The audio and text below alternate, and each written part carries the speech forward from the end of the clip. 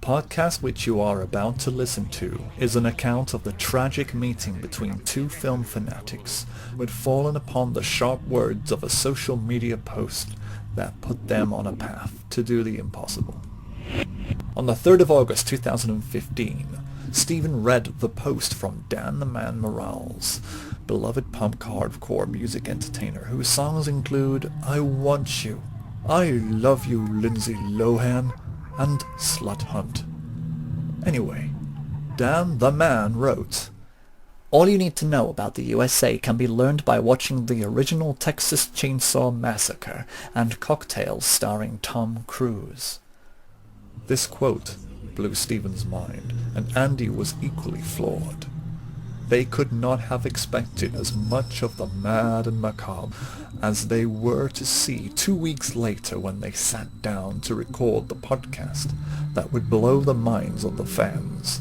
Both of them. For them, an idyllic summer afternoon recording session became a nightmare. They had to talk about the movie, Cocktail. Things got better when they compared it with the discovery of one of the most bizarre crimes in the annals of American history, the Texas Chainsaw Massacre. You talking to me? Did you have a brain tumor for breakfast? Well, who the hell else are you talking? You talking to me? I'm funny how? I mean, funny like a clown. I'm Peter Binkman. We all go a little mad sometimes. Man that doesn't spend time with his family can never be a real man. Damn! I'm kind of a big deal. First rule of my club is do not talk about my club. Yeah, baby!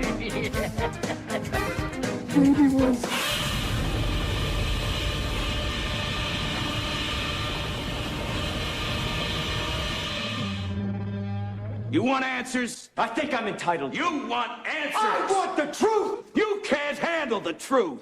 And the clock is running. Yep, because that's out of a film. That's better. Okay, so welcome, Andy. This is Andy, and Hello. I'm Stephen. Yeah. We're in the conservatory. We haven't been in the conservatory since we reviewed the Christmas movies. Yeah, the Christmas movies. It's been a long time. Yeah. So, but it's a decent enough venue. Yeah, it's good. It's We good. were going to go into the cabin, but it seemed to be a little bit cooler today. Yeah, it's welcome. I like the cool. Yeah, a bit hot Yeah. yesterday. It was. Weren't keen on it. Yeah, made me want to drink. Hot. Made me want to drink. Heat. It made me want to drink. Yeah. Made me want to, I don't know. Mix something up. Mix something up. Like a cocktail. Oh, do you know what? Hey, that reminds me. Oh, yeah? of a 1988 film Really? of the same name. In Cocktail, no one is honest. It's a very dishonest film. But it's almost you'd need a film where it's some weird way everybody's honest to compare it with. Yeah. How about the Texas Chainsaw Massacre? Andy? Perfect. Yeah. That would be a perfect film to... It's funny because everybody's been shouting Texas Chainsaw Massacre since the beginning of the episode. So it's like they've got the poster, they know what it's about. It's like, get on with it, guys! Aruba, Jamaica, you know... In 1 square mile of this saloon lies the greatest concentration of wealth in the world. Yes. But how was a bartender gonna get his hands on any of it? This is the big time. Are you ready for the big time, young Mr. Flanagan? I think I can handle it. This isn't what I ordered! Why? Get your act together! A white wine! All right. Now, what was it that you ordered? A martini! What's in that? There are many ways to fool a customer. You will learn them all. Yes, Obi-Wan. You get the women, you get the bucks. When you can see the colour of their panties, and you know you've got talent. Stick with me, son, I'll make you a star. I want you guys working for me! This is a real opportunity. Jet set bartenders, eh? The Caribbean, Jamaica, man. Can I buy you a drink? My rum specialties, perhaps? Bartender with a line for everything. The bartender. Now, he's about to be swept off his feet Wish we could stay here forever. by the one thing he didn't expect. Don't tell me Brian Flanagan's in love.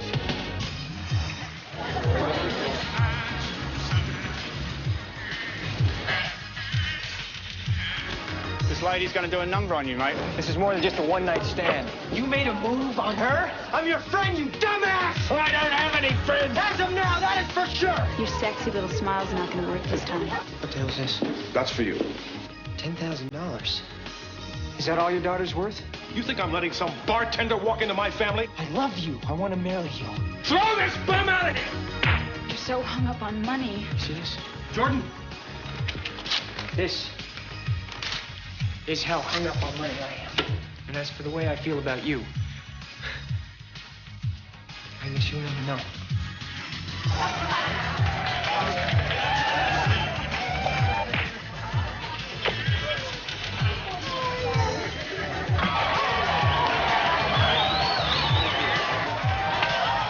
Tom Cruise. Cocktail. Bar is open!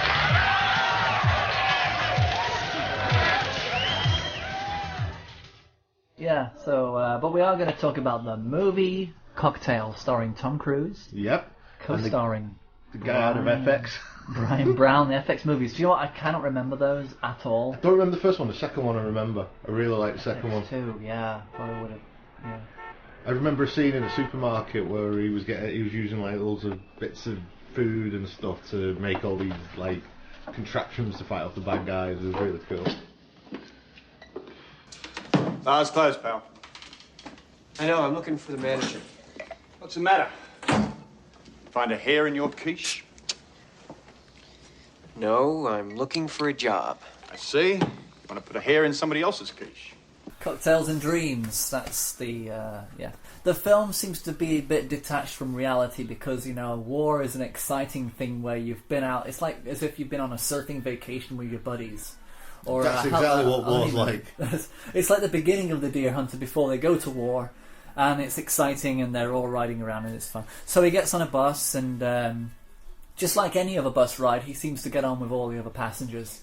That's what happens on buses. He sits next to a woman who's got a child, and he picks the boy up, and he's saying, "One day, you and I are going to run that New York City." That, you know, so there's New York City over there. Yeah. Most prominent in the shot is the Twin Towers, which is, if you see it in a different time, it is actually representative of money, corporation. Yeah. He gets to New York. He gets to New York. And he knocks on at Uncle Pete. Yeah. Because Uncle Pete owns a bar. And he's thinking, Uncle Pete's going to help me get on my feet. I'm an ex-vet. People love me. And he literally gets told... Clearly never watched The Deer Hunter then. What? He's never seen The Deer Hunter. Funny enough... Or Rambo. In the same year, he actually was in Born on the 4th of July. Yeah, so of course he was. It's Yeah. weird because this film seems so detached from the idea of what it is to be an ex-soldier or having... done your service, even out of wartime. It seems to be a bit of a fun time. So Uncle Pete says, you got to stand on your own 2 feet. You know, if you can't make money, then, you know, I don't want to know you. So he just pushes him out the door and says, you know, you got to do your own thing. Right. Well done, Uncle Pete. Uncle Pete's a good guy. He's the best guy in this movie. Yeah. I think. At least he's honest. Yeah. So Brian Flanagan goes out to see if he can get a job. He doesn't just start realistically. He goes from right at the top. He wants to be a stockbroker. Right. No. Not cut out for the stockbroking. So then he goes to slice down. He wants to go into what's the slice down? Broker. Pawnbroker. Pawnbroker, yeah. No, he basically goes down the scale. The hierarchy, he's at the top, and then everybody tells him no. So he goes off and he starts college. Yeah.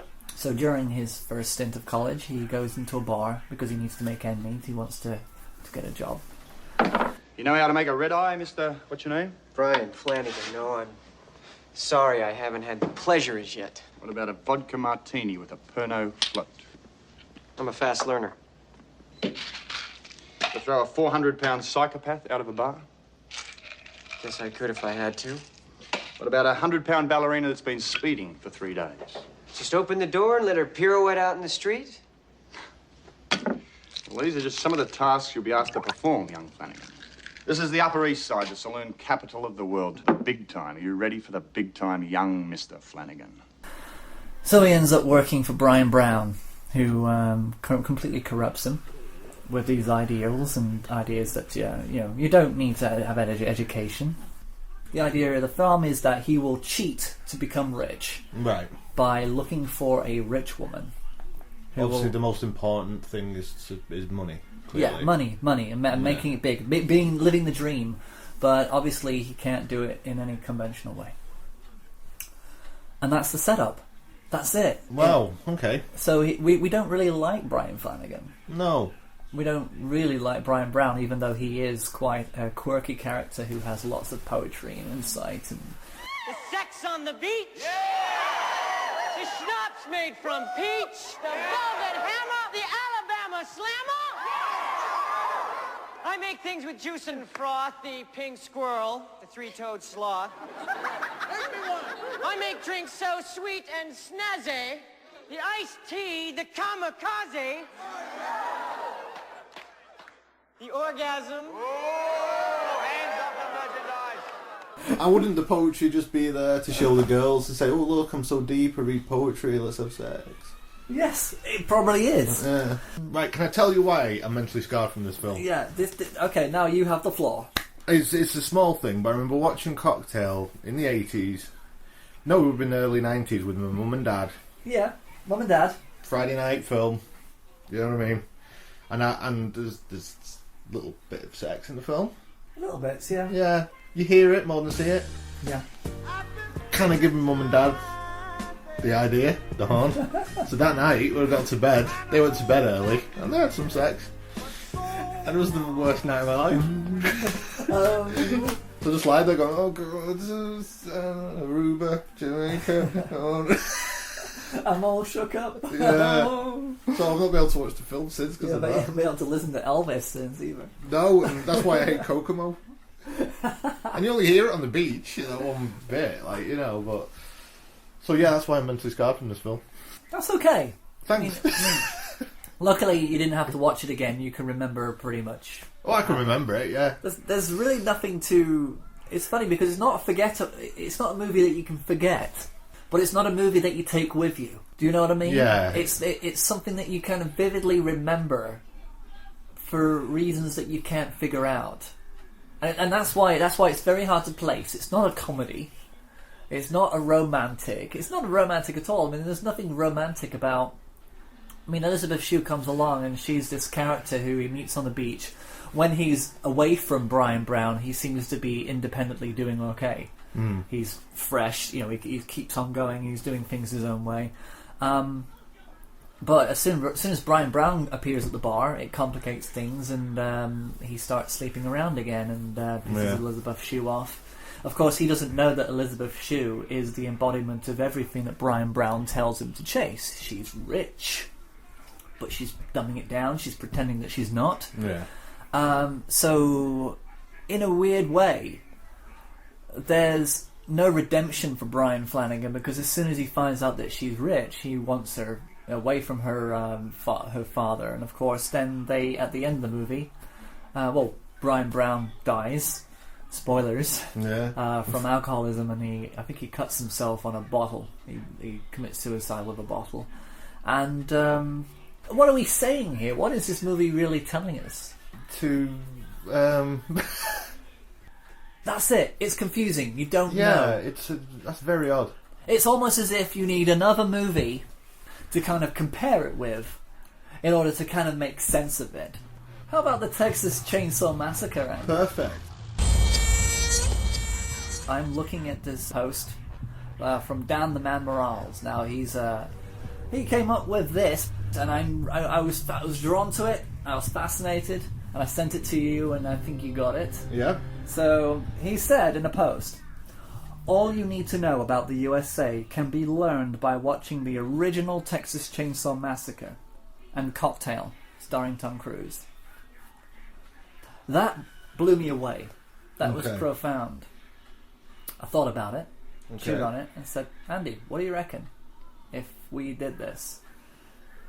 If we actually watched Cocktail, which is a painful experience when we don't have to do it again. Yeah. Obviously, Dan doesn't know about my past with Cocktail, or does he? Maybe he knew this. He's just trying to put me through some pain. But the thing is, when I was a kid and I watched Cocktail, I actually really loved the idea of being a flair bartender. And I, of course, started to flip things and break things. Yeah. We did that. We all did that. Yeah. And we just didn't do it very well at all. And I was quite disappointed when I kept on whacking myself over the head with a Coca-Cola bottle. I kept trying to flip round the back to come over my shoulder and catch it, and just kept hitting the back of my head. Yeah. It's weird, isn't it? I mean, it seems so easy for him. Do you think that Tom Cruise still does this? Do you think he actually... No, he likes to cling onto the side of planes. He flips planes now. He flips planes. Yeah. Was this his first stunt film, do you think? Must be, first thing. Possibly was. Because I don't think in Top Gun they did that he was literally in a fake cockpit. No, he flew the plane as well. He flew the plane and was the plane. He was. He was in a plane suit. Oh man, but Cocktail was a bit of a fascination as a kid, and of course, it was at that time where you think, wow, if you're popular enough to be a poetic bartender, you can get the women. That's a bit of an odd combination. I didn't quite get that. I can imagine women being drawn to someone who's like, got all this like routine going with throwing bottles around and stuff. Didn't it make you think though? I mean, how come these people? I mean, if you look at the reality of what bartending is and what they do in the film, it's like alcoholism, for example. People at the bar don't care that the bartenders are performing tricks. Okay, they don't care.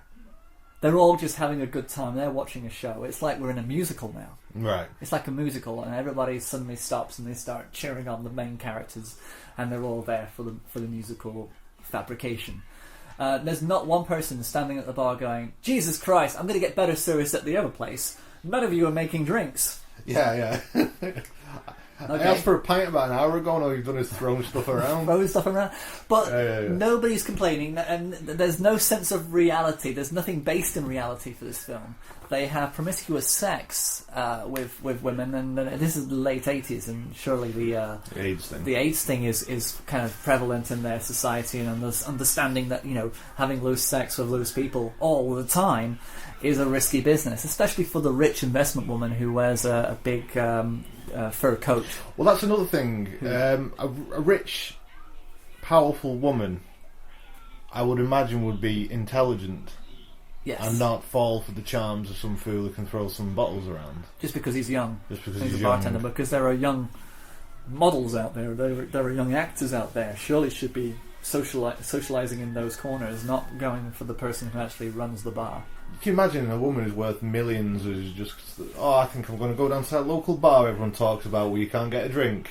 And pull a bartender. Yeah, can I have one of those cocktails? Oh, look at what you can do. Well done for throwing... Yeah, but can I have the cocktail, please? Yeah, alright, yeah, very good, I'm enjoying it, but can you just make the drink, please? Okay, I get it. Just make the drink, please. You should understand for that. But the weird thing is that she... Okay, here's another film that you're going to hate that we mentioned in the Christmas film, Christmas edition, Love Actually. There's a character in that. Okay, I'm really ruining your day. There's a British character in that who believes that if he goes to America, all the American women will just fall for him because of his accent. He says, British girls don't get me, European girls don't get me. I'm going to go to America and I'm going to find myself a girl. And nobody believes him. Everybody thinks he's just off his trolley, right? So he goes to America, and what happens? All the women do exactly what he says that they're going to do. They literally, he literally has 5 of them. See, is this a myth? Because some of the lads at work are going to Tennessee because they're convinced, because they're British, to be able to get loads of women. That's it. It's a myth. Are you sure it's a myth, or is it when you went to LA, you were like, loads of people coming on to you saying, no, I'll just go over here and play cards? No, I went to Fargo. And notorious sexy place. And yeah, it's a but this is what I mean. The idea is that he's a guy who's in a film says, I'm going to go there and this is going to happen. Brian Brown delivers the same pitch to Tom Cruise. You need to find rich women, and they will help you get where you want to be. This woman, who he doesn't fall for, who he basically has sex with, she wants to help him become a rich man. She wants to kind of drag him up and pull him up and make him rich. But of course, Brian Brown gets her first, and that's the end of that. You know. But what does that tell us about America? The American dream is a really fractured, broken dream that has no sense of reality. Yeah. Apart from that, it's to be in the gutter and to rise up. Yeah. And to to be this millionaire, to have all the money in their ears, enough money to make Solomon blush. But that's it. Like George Carlin said, it's called the American dream because you have to be asleep to believe it. That's exactly it. I mean, a Cocktail is the domesticated version of the attack of the American dream. Yeah. Okay, Dan Morales actually commented the other day when I kind of told him that this was our angle. He says, well, why couldn't it be a celebration? I said, in Texas Chainsaw Massacre, probably. It's a celebration of freedom. Yeah. There is a celebration of freedom in that film. But the celebration is in the eyes of those who actually have money in Cocktail. The celebration that they're able to do whatever they want to the people below them. Yeah. That's the celebration. And the fact that despite everything that Brian Flanagan does, or doesn't do, it seems as though he has no control throughout this whole movie. Everything around him kind of dictates according to what Brian Brown tells him. Yeah. It's the world according to Brian Brown. Or Coughlin, as we should call him. At the end, he gets everything that he wants, and he's celebrating the American dream. But the domesticated version of that, it's the So the American dream is to lie, be misogynistic. Sometimes you've got to do things in order to get to the dream. You know what I mean? That's kind of that's the celebration. As long as you get to the dream, whoever you hurt, it doesn't really matter. That's probably what it is, because it's all a dream. It doesn't matter. You're not hurting anybody if it's a dream. If you're asleep, you're not hurting anybody. And being drunk is kind of a dream. A dream-like state. Yeah, that's why you never really see them hungover, because that would be a kind of a realization. We don't want reality in this film. Yeah. It's the American dream. But there is no freedom of choice. I mean, it tells us that not everybody is supposed to come home with a massive wage packet, that not everybody can live a life of luxury, but ultimately we're supposed to not only fall in love with the idea of being domesticated, a safe breeder, working class citizens who are there to provide a function. But there is no freedom of choice in America. There's the illusion of choice, but there is no choice. You still need people to run the slaughterhouses. Yeah. You still need people to pick up the garbage. Yeah. The only choice you've got is like paper or plastic, window or aisle seat. Yeah. You got no real choice. They give you the choices are all kind of within the consumer. Freedom. Freedom of options, freedom of choice. You have a freedom of having things now on demand. There's a freedom of living a healthy choice. Or the healthy choice being whatever choice they want to give you at that time, depending on what is considered to be... everything is an illusion. Yeah, everything is an illusion, yeah. And that's, so in Cocktail, everything is an illusion. Yeah. If you compare that with the Texas Chainsaw Massacre, things suddenly change. What happened was true.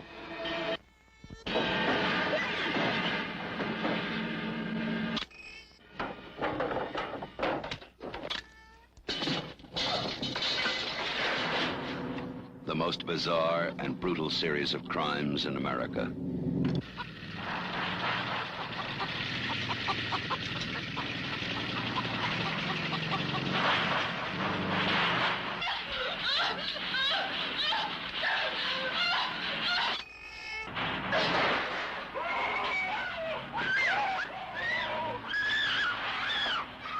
The Texas Chainsaw Massacre. After you stop screaming, you'll start talking about it. So these graves are being desecrated by some unknown figure in Texas. Yeah. It starts off with that gorgeous pan back with the radio broadcast. What's amazing about that first set of sequences as well, the title sequences, you've got that sound of the camera whirring. Yeah. Which I can't reproduce. But it's just, I love it. Yeah. That is creepy as hell. When I watched this for the first time, I remember feeling uncomfortable because of that. Right. That winding the 33mm thing. Amazing sound. They really played that up. And funnily enough, any sequel kind of tries to do it, and it just sounds naff. It's like, just don't bother if you can't do it. So it starts off with the grave robber, big monument with the body on there, and then you've got these 5 kids, 2 of which are basically gone back to their roots to visit Texas to find out about if their grandfather's grave has been desecrated. Yeah. Sally and her brother Franklin, they're kind of concerned. They want to know if his grave's been untouched. And that's a good setup for a film as well. I think it's a gorgeous setup. There's actually a reason for it. I mean, a lot of horror films, there's no reason why the kids are going. They're just going out to have fun. Yeah, we're going on a summer vacation. Oh, we broke down. Look at that house. We'll go there. But they don't. Oh my God, he's got a chainsaw. He's gonna cut my butt. Yeah, that's kind of reminds me of another film, which was it Detention of the Dead? I've not seen Detention of the Dead. Oh man, it's a zombie film, but they seem to have made a lot of prosthetic butts because the zombies are all about eating butt. In that they don't. Oh dear! So they're just face down with their big mound of flesh on the top, and they're just butt munching the whole way through. I like a good butt munch. There you go. So the kids they get to Texas. They're just riding along, and they do a kind thing. They pick up a hitchhiker. Should we pick him up? Oh yeah, man, pick him up. He'll asphyxiate out there. What does he look like? Well, the son of a bitch is gonna smell just like the slaughterhouse. Oh, give the guy a break. He can sit by Franklin. What do you want to do? Oh, he's weird looking. Yeah. Now you think that here we would never pick up a hitchhiker because we've seen Texas Chainsaw Massacre. Yeah. And I've seen The Hitchhiker. And I've seen you've seen The Hitcher. Yeah, The Hitcher. Yeah. Oh man, what a movie. But to me, the word hitchhiker is a freaky word, Yeah. But back in 1973, I guess they're living the dream. They're free. The 70s was all about freedom. Yeah, late 60s, early 70s. 60s and 70s all about there's no free pressure. Love. We can do whatever we want. We're kids. And we're in a van and we're driving out. I mean, this was. We're in America. It's the American dream. So there's a hitchhiker. One of the characters says, "Oh, he's going to die in the heat. We need to help him." So they're really, love thy neighbor kind of a group of kids. And even though when they get closer to him, they don't look at the blood on his face. They don't kind of look at the manic way he is. And think, nah, let's drive on. No, none of them, not one of them flags up a red flag until he's in the van for a good 5 minutes until he actually asks for the knife.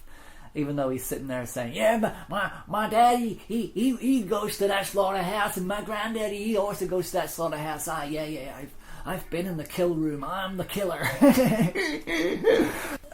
It takes a bit of an ugly turn because this guy in the hitchhiker. That's putting it lightly.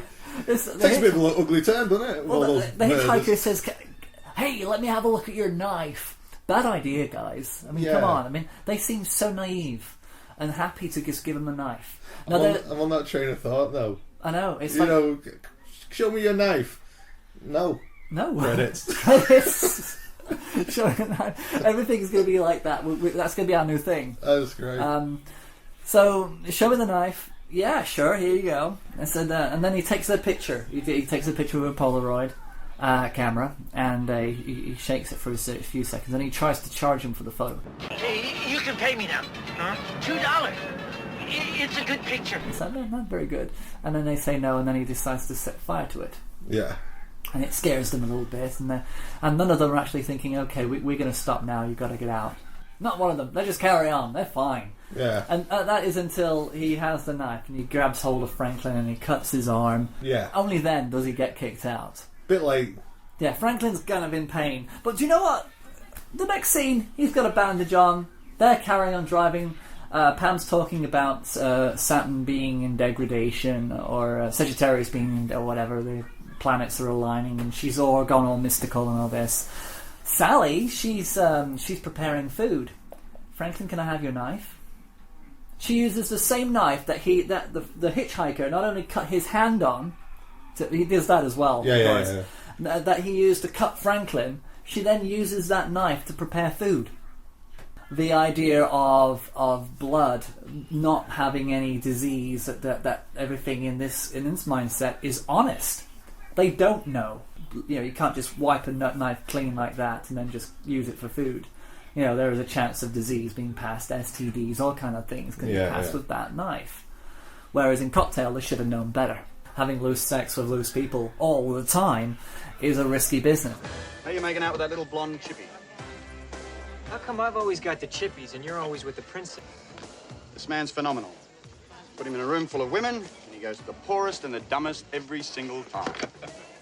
All right, I like it. Are you sure? Yeah, I do a lot.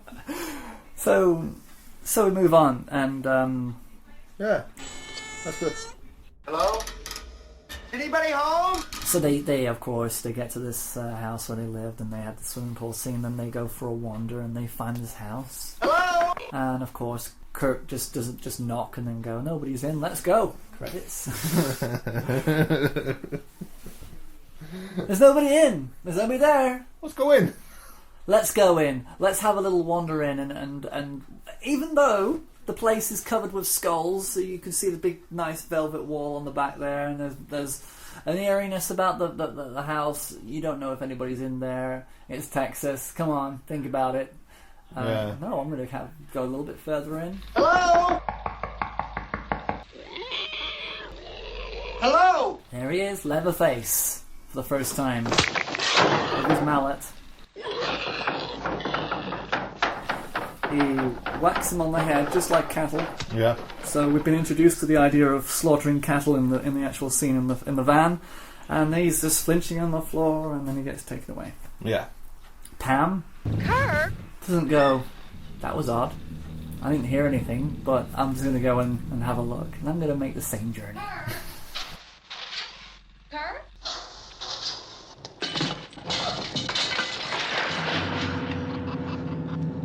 And she gets grabbed. She runs out the door. She gets grabbed in, and she gets put on a hook.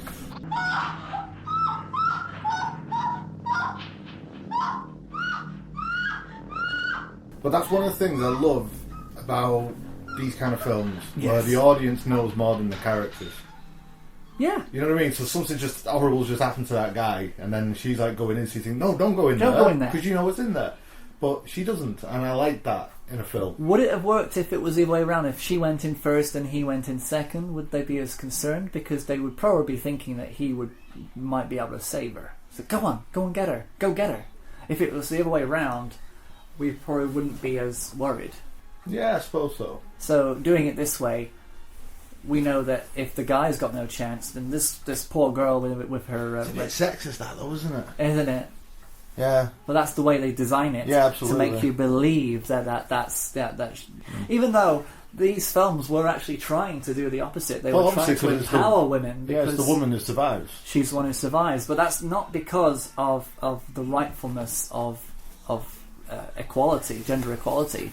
That's purely because guys will be thinking about her after the movie. Mm. Will be wanting to put their arm around her and comfort her, and there is a kind of a menace behind the fact that it's always the woman who survives at the end of the movie, because it keeps us craving more of that feeling of protection over women in horror films. But yeah, that's the weird thing. How are we doing? The putting her on the hook, though, that's such an iconic horror moment, isn't it? Yeah, the hook scene. Now, I watched the documentary, and they said that originally they wanted the hook to go all the way through. Yeah. But then people would be thinking about how they did the trick. How did they get the hook to go through? Yeah. So the idea of it not coming through and making it ambiguous is that you don't know everybody's imagination is different. Either it got hooked up on her clothing or it went straight through. Well, to me, it went straight through. Yeah. And then the idea of just being hooked, yes, still alive. on that. Dangling there, and feeling that the weight of it just sinking. Yeah. It's a horrible thing. And I think in the future films, again, the sequels, they went, we love the hook. We've got to have the hook. So they had to have the hook in every other film. Yeah. Even Mobile, even Leatherface in one film actually hooks a guy and pulls him downstairs with it, which, was probably about the only impressive thing that I actually saw. In the remake of the Texas Chainsaw, they do the same thing, but with it's a bloke that time, isn't it? It's a man they hook up. Right, yes, they do, and then they find him. He's in the tub, and he's got the mark on the back. Yeah, and that's when Jessica Biel finds him. Yeah, she was good. Yeah, Jessica Biel was great in that film. You do know she was in a TV series, a very Christian TV series called Seventh Heaven. Seventh Heaven, when I see their happy faces, smiling back at me. Seventh Heaven. That's it. If somebody's out there, just come on out. She was kind of like the Waltons of the 90s. Really? Yeah, and she played one of the daughters. But every time I see her, I cannot visualize her as being anything but very, very religious child. It's kind of ingrained. It's like seeing Columbo as a priest. It just doesn't make sense. But that film was, I think that was the only honest portrayal of the Texas Chainsaw Massacre films, which is odd because usually when they do a reboot, like in Halloween, they take something away from the original. Yeah. And I thought it was a faithful sort of reimagining of it, if you will. And it was about time because all the other sequels were kind of playing with it as if it was a fan film. But around that time, we were getting decent remakes. You know, because we had the remake of Dawn of the Dead. 2002, 2003, yeah. And the remake of Dawn of the Dead was great. Yeah. I really enjoyed Horror that. films took a dark turn, wanting to be gritty and realistic instead of being like the Texas Chainsaw Massacre had like a filter over it the whole time, so the whole thing felt really heavy. Yeah. You know, heavy. That's it. That's kind of it. It does feel heavy, and there was a gravitas to it. I mean, Final Destination was kind of started in that time. The first of those was actually quite a good film. Yeah. All the others were kind of just A Million Ways to Die kind of movie. Yeah, that's all they thought about. But but this original, I kind of can't understand where they went wrong with the sequels, because they had the original as a template to look at. It's as if everybody looks at it differently, and that the filmmakers who actually made all the other films didn't see the film properly. They didn't look at it and think and understand where the feeling was. But haven't we just had the same thing discussed with The Exorcist? We did exactly the same thing. That they missed the soul and the heart and the core of that movie. And again, all the sequels to the Texas Chainsaw Massacre look more dated than the first one. Yes. What? The sequels looked like televised sitcoms. Yeah. They were staged badly. There's nothing in them. I mean, they were just basically platforms for young actors like Renée Zellweger and young actors like Dennis Hopper and Matthew McConaughey to kind of get to chew the scenery a little bit before taking on meatier roles. Excuse the pun. But Dennis Hopper, an odd decision for him to do that. I think because he was an embodiment of the Easy Rider, the freedom films. That he himself should have looked at it and said, well, I don't know what you kids are doing, but this isn't Chainsaw Massacre. This is just, this is nothing like what we used to do. Yeah, Hopper probably they didn't care. That's probably what it was. Yeah. I want to do Blue Velvet. You want to do some Lynch films? We haven't touched Lynch in a long time. No. I'm sure he's quite appreciative of that, but... Do you live in Los Angeles? And are you into the hard bends of rock and roll? You should head out to Cafe Neela on August 29th, this 2015, because Dan the Man Morales and his band Pee Wee Herman Cholos is playing out. Cafe Neela is at 1906 Cypress Avenue, Cypress Park. That's just south of Glendale. That is also just south of Highland Park. Wow. And if you're coming from the north and you hit Dodgers Stadium, guess what, guys? You've gone too far. Event starts from 8 p.m. onwards, and it's only $5 to get in. Rock and roll, people! Only $5. Amazing. That's Pee Wee Herman Cholos playing Cafe Neela, Cypress Park on August the 29th. That is your Saturday night ticket, folks. Dan the Man Morales. Bag it up, people! Okay, so let's do the comparison. Let's look at this. Let's look at Texas Chainsaw Massacre and Cocktail as dictated. Go for it. Okay, I'm going to go for it. Now, both movies begin with that journey across country. And it's funny enough, there was a screenshot that I actually managed to grab where a car is overtaking a bus. In Cocktail, it's the group of veterans overtaking the bus that Brian's on. And in the Texas Chainsaw Massacre, it's the kids overtaking a car. It would have been great if they overtaking the car and it's like Cruise, just looking out like, with that smile. That would have been great. I mean, it would have been even better if it was all the cast from Cocktail going across Texas. Yeah. Let's flip it down. So, but they're both basically both characters are going back to their roots. Brian's Cocktail. Brian's he's going back to comfort and safety. Yeah. Whereas Sally, they're going out to find out if their grandfather's grave has been vandalized. Right. Not really. It's a route, but it's not necessarily safety. I mean, their family used to work in the slaughterhouses, so and they seem quite comfortable with this. In fact, all the kids seem really comfortable with the idea, apart from when they're describing the vicious ways in that they killed the cows. Castle, yeah. Sally is a representative of the drawing into family, and which is why she wins at the end. She defeats the family of cannibals to escape Leatherface and go on another journey, saying F off to the world of chaos that she leaves behind. Just like Brian is at the end as he embraces family life once again. Yeah. And says F off to everything that happened in his past. This is where I need to be. I've got twins coming along the way. This is great.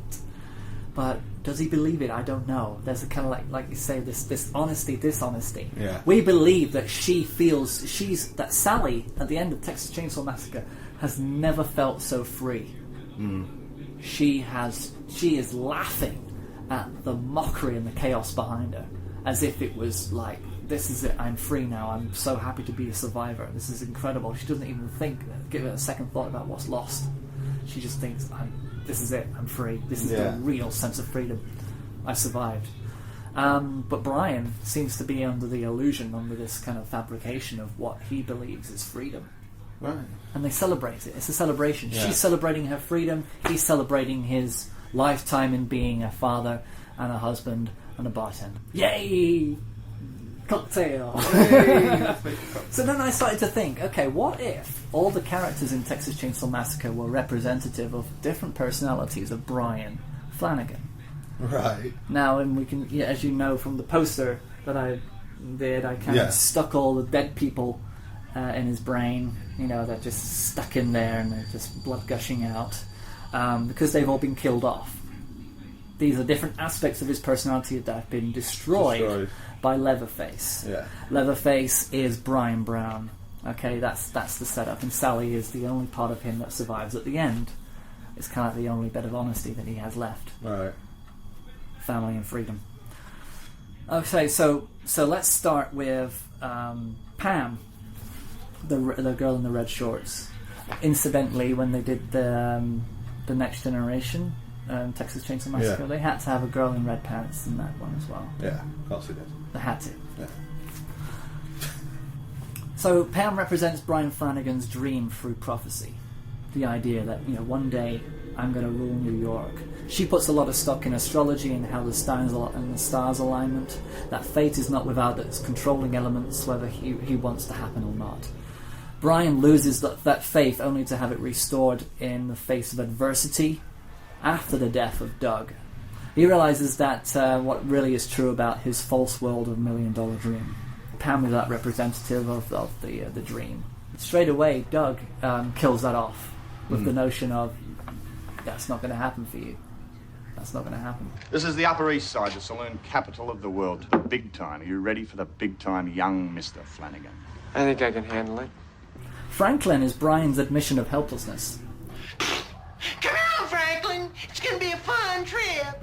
Because he's throughout the whole film, he needs somebody there to kind of drag him along the film. Yeah. He's like Anakin Skywalker in Star Wars. It doesn't matter what he does, everything just happens around him anyway. Yeah. It's like Indiana Jones.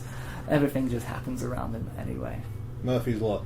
Despite his inability to get where he wants to go without people's help, we're talking about Franklin here in Texas Chainsaw, even though that some cases of adversity he scrapes his way through, even though it leads him to a vulnerable and emotional attack. It's just boom, goes boom, and then boom, and then The only one that stays with him and keeps us going is that sanity. His sister, Sally. Sally, they took the keys. We don't have any keys. Sally! Who, on the set of Texas Chainsaw Massacre, Franklin, the actor who played Franklin, went out of his way to piss the actress who played Sally off all the time, just to kind of give that sense of realism. That brother sister thing. Yeah, but really pushed it to the point where she was just really, really pissed off with him. Right. And, you know, so there's that scatteredness, that craziness, and she just literally just puts up with him. So the only part that survives in Brian Flanagan's life is the bit that puts up with everything else, all of his different personalities. Because Sally is able to reason with her present circumstances and deal with them. Kirk is Pam's boyfriend. They're the ones that go off to find the swimming pool that isn't there. He's the guy who walks in blasé. Yeah. He's Brian's ability to look for solutions to a problem, however, because straight away he thinks, well, we've got to get some gas. We're going to go and find somewhere to gas. Where's the swimming pool? Pam wants the swimming pool. We're going to go and find the swimming pool. He's constantly, throughout the film, until he dies. He dies quite early. Yeah. Doesn't take long for the problem and solution part of Brian Flanagan to get killed off by Doug as well. So the problem is, in Cocktail, he would have nothing but his dreams to steer him on. The solution to destroying that is Uncle Pete. Problem, Uncle Pete doesn't want to help him. Solution, go get a job. Problem, New York doesn't want to help him. Solution, become a student. Problem, the educational establishment doesn't want him. Solution, become a bartender. Problem, he doesn't know how to do this. Solution, let Doug make all of his decisions and therefore negate the whole point of having Kirk as that part of his brain anymore. Right. So, Doug kills Kirk. Yeah. Okay? Great. Are you with me on this? Yeah, I think viewers are. If we had a number count of how many viewers we had right now, it would be like Dan. It would just be Dan the man. Yeah. And that would be it. Jerry's a bit of a vague character in Texas Chainsaw Massacre. He's the guy who Texas what? Texas what? Texas Chainsaw. Oh, sorry, the lawnmower put me off. Yeah. Jerry's the driving force, so this is the only thing I can get from him. He's the leader. He finds his sensuality. I don't know where he got sensual. He never got sensual in this movie. I wrote that down. He has a fleeting moment, but Doug puts an end to the leadership. You know, Doug is that character who says, nah, you're not going to be a leader. I'm going to lead you. Yeah. I'm Leatherface. We don't do leaders. So he kills him off. Ow! Sally looks to Jerry. There's a scene where Jerry says, I'm going to go and find the others. And Sally's kind of like looking at him. And there's a moment where she just watches him disappear. Yeah. As if that part of his personality is just fading away. The leadership is fading away into the hands of Leatherface. She knows he's never coming back. So that's all the characters. I mean, Sally, of course, is the survivor, the one that gets through it all. Yeah. But all the other ones just die, and this is the idea that Doug Coughlin kills off every single aspect of Brian Flanagan's personality, the majority of which are false. They're like the false gods that he worships in his mind. You know, the different things that you kind of lean upon to get you believing in certain things. Doug hacks them all to pieces with his chainsaw of bartending. Yeah. Do you like that? I like that a lot. So what does that tell us about America then?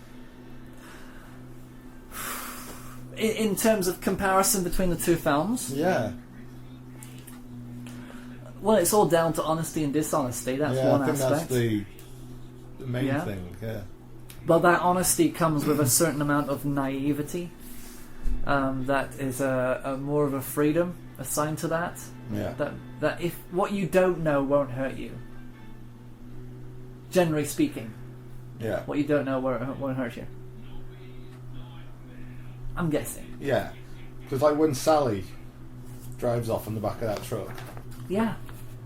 I've always got the feeling where Leatherface is just spinning the chainsaw around that the most free person there is Leatherface.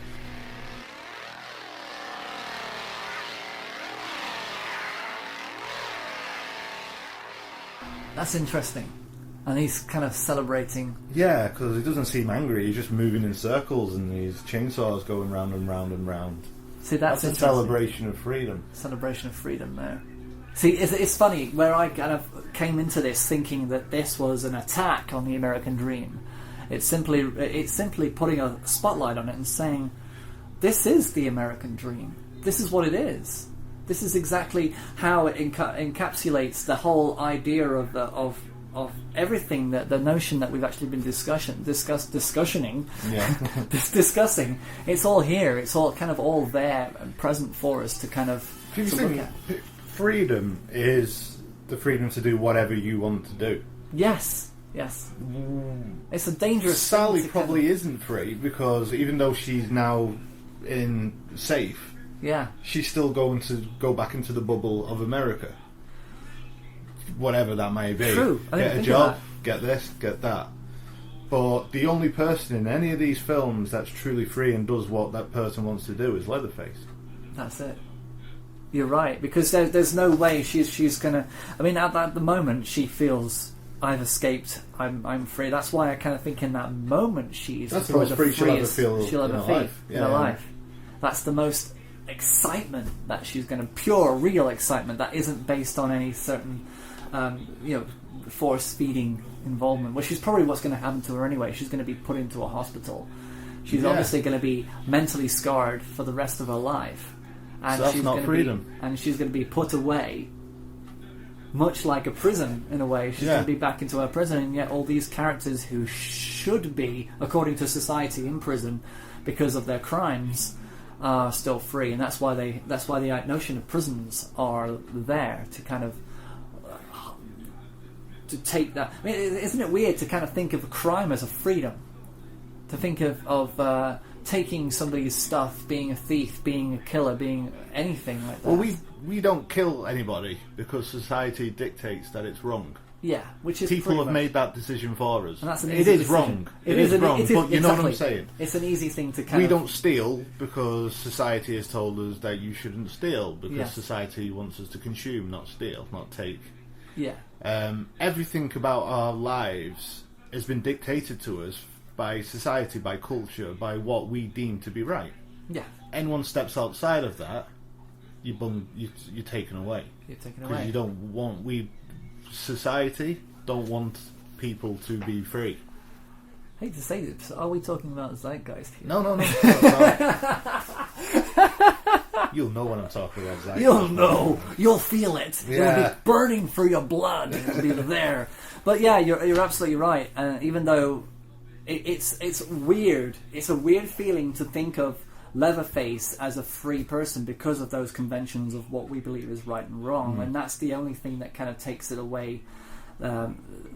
Why it was a challenge for me to think of it as a celebration at the end there. But they're all celebrating around that table when they've got Sally at the other end, who is crying in tears, absolutely traumatized, and she was, because it was like day 3 and she'd been sitting there for so long that she was actually delirious with the smell, the stench, everything was raw and horrible. And but at the other end of the table, they're all thinking that she's laughing. Do you think it's like that in like Buckingham Palace? That's what happens when cousins marry, isn't it? Oh my god, do you think they're all sitting there? Bottom of the gene pool, man, you know what I'm saying? They probably just get like some poor homeless person to sit him on the table and like, hey, corgis, oh! She's just crying, it's been there for days, sat in her own feces. It's either that or the Queen's been playing The Sims again. Yeah. But crazy. But It's weird. I mean, I tried to even kind of link in The Hitchhiker as a part of being New York. That was kind of a bit of a stretch, though. See that? No. Sorry, pause it. Yeah, so at one moment I was trying to get say that The Hitchhiker was representative of New York City as a professional job industry. How the moment they want to pick him up, it's like Brian Flanagan wanting a job. It's like the trust in and the belief that this person is a good person. Right. It's like Brian's trust and belief that New York City is a great thing for him. And it just, every time that Brian Flanagan gets told no, the people in the van get told that the hitchhiker is dangerous. So it's kind of lower that Brian Flanagan goes, the lower their expectations of what the hitchhiker is like. Yeah. That's about the only comparison I did there. I think it was a bit of a stretch to pull that in there, but I just thought every character represents something, and that's why I said that you can do this. I mean, it might be quite an extraordinary character observation and comparison between the two films, but I think you can do it with any film. No, absolutely. But I think what we've got from here then is the two different types of freedom: the illusion of freedom and domestic freedom, like you say. Yeah. The family, kids on the way. If Jordan gives birth to a fine Irish son, there'll be cocktails and dreams for him one day to run. A business that shall yield a financial windfall. It better. To be franchised in every suburban shopping mall. A dynasty. You're founding a dynasty. Now, if a daughter arrives to bless our clan, I guess the shit will certainly hit the fan. That's it. The illusion of freedom, and then the real freedom is basically doing whatever you want to do. And it doesn't have to be killing. It's just... I'd prefer it not to be. I prefer it not to be. I mean, if you think about it, the family... I call them the family of cannibals, but I don't know if they do. They do eat. They do people. Eat people, yeah. But if they didn't do that, if they just worked an honest life at the slaughterhouse, they would still be drones to society. They'd just basically be feeding the rich. Mm. Yeah. Were they making a buck? I think that's the point. They don't need to. They don't need to work. They're self-sustaining. They're free. Take no pleasure in killing. Just some things you gotta do. Don't mean you have to like it. They are free. So if it wasn't for the killing, they could be just hermits. Yeah. Living off the land, living honest lives. So isn't that interesting? Out of these two films, the only people who are free is that family. You ruined the door! Get back in there! Get in there! My old grandpa's the best killer there ever was. So out of all these, the most honest people is that family. It's a freaky world we live in, huh? Yeah. Take that. And Party. Take that. It's funny, Take That and Party, the album by Take That. It's an attack and a celebration. Take that! Hit that bitch! Twins! Drinks are on the house!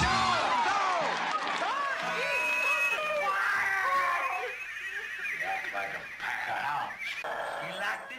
And Party! Yeah. Sorry. I thought it was an attack on your ears. It's an attack and a celebration. It's an attack on the senses and a celebration of surviving it. So I didn't think we could do it. When I proposed this to you about talking about both Cocktail and Texas Chainsaw Massacre, I didn't think that anything would come of it. But I think we kind of... Well, I hope Dan likes what we discussed. I hope so too. I like your comparisons. That was very clever. Very good. There was a lot more involved in this, and I could have trimmed away the fat. a little bit more efficiently had I put them on a slow spit roast and kind of slowly watched the fat dribbling off. Yeah. And sorry, Put them on the hook. Sorry, I was getting a little bit sidetracked. But yeah, I had a lot of additional things. But yeah, this is too much in here to really go for. Maybe I'll just put the essay up online, and somebody who's weird enough and sad enough will put it on as a blog. That's it. We'll blog it up. You can blog the notes and you can have a look. Just in case you really didn't understand what the hell we're talking about. Yeah. So there we go. That's it. That's another episode. Next week, we'll be talking about... Who knows? We're not going to tell you. No, but it might be in another language. It might be in Not us. We'll talk about it in this language. Wouldn't that be great if we all of a sudden... Let's learn another language for next week. Shall we? Klingon. Dakbach. Beaver. Take it to the beaver. The hippie shake. Happy about. Tell 'em. I see things.